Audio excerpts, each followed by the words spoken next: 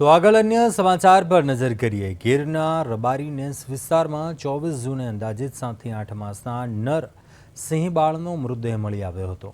ઘટનાની જાણ થતાં જૂનાગઢ વન વિભાગની ટીમ સ્થળ ઉપર પહોંચી હતી અને પ્રાથમિક તપાસ દરમિયાન શરીર પર ગંભીર શારીરિક ઈજાઓ સામે આવતા સમગ્ર ઘટનાને ગંભીરતાથી લઈ વૈજ્ઞાનિક કાયદાકીય ધોરણો મુજબ તપાસ શરૂ કરાઈ હતી.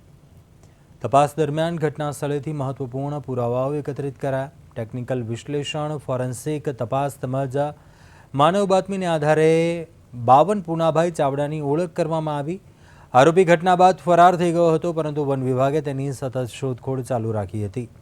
ચોક્કસ બાતમીને આધારે જૂનાગઢ વન વિભાગની 3 ટીમોએ પોરબંદરના કુતિયાણા વિસ્તારમાં મોડી રાત્રિએથી વહેલી સવાર સુધી સર્ચ ઓપરેશન ચલાવ્યું અને આ કામગીરી દરમિયાન આરોપીને ઝડપી લેવાયો.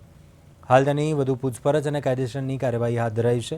પ્રાથમિક પુરાવાઓને આધારે વન્યજીવ સંરક્ષણ અધિનિયમ 1972 હેઠળ ગુનો નોંધવામાં આવ્યો છે.